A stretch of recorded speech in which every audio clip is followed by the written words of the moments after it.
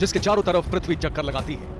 आग के गोले सरीखे देखने वाले उस सूरज में दरार आ गई है। उसका एक बड़ा हिस्सा उससे टूटकर अलग हो गया है। कुछ लोग नहीं जानते, इसलिए परमेश्वर को झटका दिखाएगा। पूरे वर्ल्ड के अंदर बहुत सारे लोगों को झटका दिखाएगा 2023 में कि सूरज का एक हिस्सा उससे टूटकर अलग हो गया है। अलग हुआ हिस्सा टेलीस्कोप से कैद हुआ है। वैज्ञानिकों का दावा है कि यह सूर्य का ही चक्कर लगा रहा है। ऐसे में अब अलग अलग नाम देंगे उसको न्यूज वाले, लेकिन उनको पहचान में नहीं आएगा। अबलबा शबलबा शबलबा।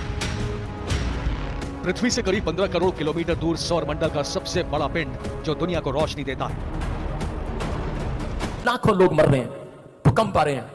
इंडिया में भी आपने अब तक भूकंप के झटके देखे हैं, लेकिन इंडिया में भी आप भूकंप से मैं देख रहा हूं। अभी मैं यूएसए में भी जगह जगह देख रहा हूं कि समुद्री लहरें, समुद्री तूफान, लाखों लोगों की घर की छतें उड़ जाएंगी।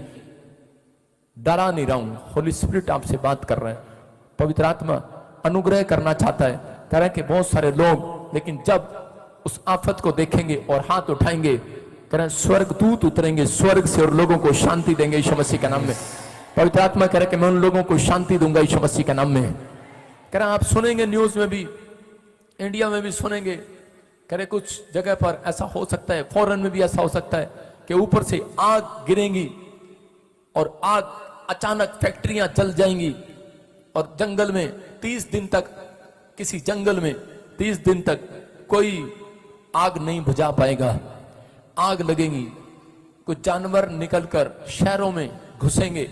आप सुनेंगे अलग अलग तरीके के सांप, बिच्छू, शेर, चीते, हाथी, आप ऐसे सुनेंगे। जानवर बड़े बड़े न्यूज़ों में सुनेंगे कि वो लोगों के गांवों में घुस जाएंगे, तोड़ फोड़ करेंगे, मारे जाएंगे। बहुत सारी प्रॉब्लम्स। क्यों? मैं कह रहा हूं नीचे से कीटाणु जितने नीचे धरती पर हैं, इतनी गर्मी पड़ेगी रिकॉर्ड तोड़ 2023 में कि बहुत सारी गर्मी निकलने के बाद कह रहे कि वो जितने भी कीटाणु होंगे वो सब ऊपर आएंगे और तहस नहस करेंगे। बहुत सारे मैं देख रहा हूं कि फॉरेन में भी, इंडिया में भी, कि किसान लोग परेशान होंगे, सड़कों पर निकल आएंगे, क्योंकि बहुत सारे लोग अपनी जमीनों को बेचना स्टार्ट कर देंगे। बहुत सारे लोग कहेंगे कि ये जमीन अच्छा नहीं है, हमें फायदा नहीं हो रहा। लेकिन जो लोग इस समय विश्वास कर रहे हैं इन प्रार्थनाओं पर, परमेश्वर कह रहा है कि मैं तुम्हारा फेवर करूंगा यीशु मसीह के नाम में। जो लोग पवित्र आत्मा से प्रेयर करेंगे, मैं उन लोगों के लिए बोल रहा हूं। अब पवित्र आत्मा कहता है मैं उन्हें जीरो से हीरो बनाऊंगा यीशु मसीह के नाम में।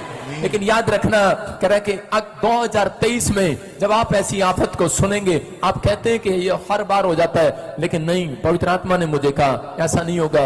आत्मा कह रहा है, मैं इसी समय होली स्पिरिट से बात कर रहा हूं और पवित्र आत्मा ने मुझे कहा, कह रहा क्यों परमेश्वर का क्रोध उतर रहा है? क्योंकि लोगों ने, कह रहा है कि लोगों ने परमेश्वर की प्रकृति के साथ छेड़छाड़ करना शुरू कर दिया है। और इसी समय कह रहे कि बहुत सारी प्रॉब्लम्स देखेंगे। आप देखेंगे आने वाले समय में कि साइंस ऐसी बात की खोज करेगी कि आपने देखा कि ट्यूब में कुछ रखने से बच्चा हो जाता है।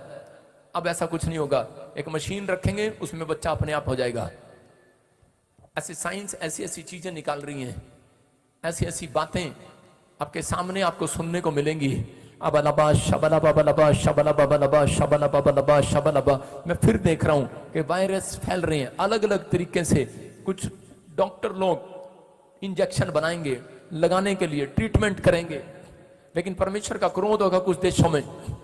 वो कहेंगे हैज है, वो कहेंगे कोई प्लेग है, वो कहेंगे कोई वायरस है, लेकिन वो इंजेक्शन लगाएंगे, लेकिन लोग मर जाएंगे। आप सुनेंगे कि हजारों लोग इंजेक्शन के कारण मर जाएंगे।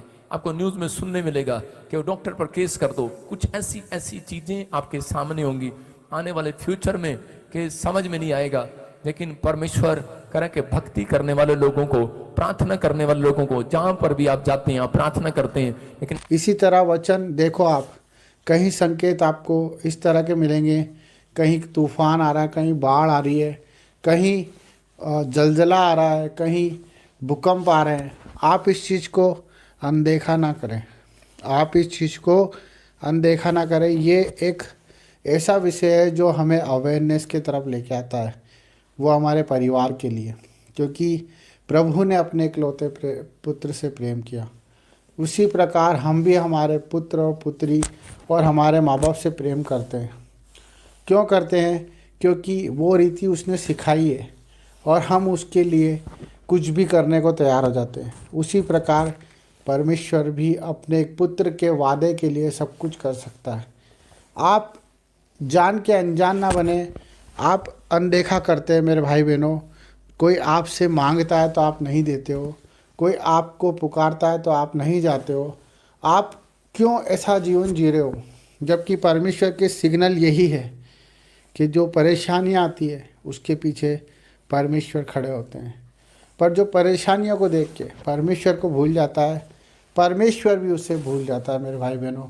आज हम बहुत से भाई उन दुख उठा रहे हैं जो शरीर की पीड़ाओं में, पारिवारिक पीड़ाओं में, कर्जों में हैं, जो आज एहसान तले दबे हुए हैं, जो बोझ तले दबे हुए हैं, जो आज हिम्मत नहीं जुटा पा रहे, जो आज अपने परिवार को नहीं चला पा रहे।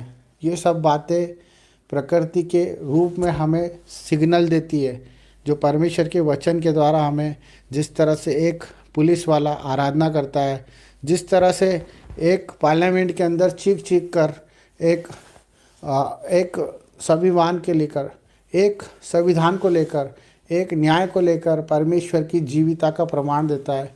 और इसी तरह परमेश्वर की प्रकृति भी उस चीज़ का प्रमाण देती है। जब नदी नाले सूख जाते हैं, जब आकाश काला हो जाता है और चंद्र ग्रहण होता है और सूर्य उदय होता है और पंछी आकाश में इधर से उधर होते हैं, जिन पे कोई बंधन नहीं है, जिन पे कोई बंधन नहीं है, वो कोई देश को नहीं जानते, वो कोई जात नहीं जानते, कोई समाज नहीं जानते, वो सिर्फ परमेश्वर की हमें सिग्नल देते हैं, वो परमेश्वर की क्रियाओं को हमें समझाते हैं। पर हम भूल जाते हैं कि हम इस सृष्टि में ईश्वर के भरोसे आए हैं। हम परमेश्वर के रूप में, उसके समानता के तरह हम इस सृष्टि में आए हैं। हम जिस दिन अपनी फ़िक्र करना छोड़ देंगे, जिस दिन हम दूसरों की फ़िक्र करना शुरू कर देंगे, उस दिन आपको परमेश्वर की हर एक बात सुनाई भी देगी और दिखाई भी देगी। हमें अपने दर्दों को, अपने दुखों को आज अपने जीवन से निकाल के फेंकना है। हमें उनका महत्व ख़त्म करना है। जो हमें लगता है कि हमारे बिना नहीं हो सकता, वो चीज़ों को हमें छोड़ना है मेरे भाई बहनों। हमें हर एक जिम्मेदारी को प्रभु को सौंपना है। हमें हर एक बात को प्रभु के हाथों में सौंपना है, चाहे वो कितनी भी बड़ी बीमारी क्यों ना हो, हमें परमेश्वर के हाथ में ही सौंपना है। चाहे वो कितना ही बड़ा संघर्ष क्यों ना हो, क्योंकि जब आयुब को आप देखते हो बाइबल में कि वो परमेश्वर को कहता था कि अगर परमेश्वर चाहे तो मुझे मार भी दे तो मैं उस पर भरोसा करना नहीं छोड़ूंगा। हमारा भरोसा परमेश्वर पर होना चाहिए, क्योंकि न्याय का दिन निकट है। आपके न्याय का दिन निकट है, क्योंकि आपने जो करा है उसे आपको प्रभु के सामने रखना पड़ेगा। इसलिए मन फिराओ, पश्चाताप करो, प्रभु के करीब आओ, दुआएं करो, प्रार्थना करो। इसी से बचोगे, हर एक परेशानी से, हर एक तकलीफ़ से, कर्जों से, बीमारियों से। जब आप मन फिराओगे और अपनी गंदी आत्मा को छोड़कर परमेश्वर की पवित्र आत्मा को स्वीकार कर लोगे, यही सच्चा परमेश्वर हमसे चाहता है कि आप आपकी फ़िक्र छोड़ दें और परमेश्वर की प्रार्थना दुआ में लग जाएं और उसके कामों को करें, उसके कामों को ढूंढें।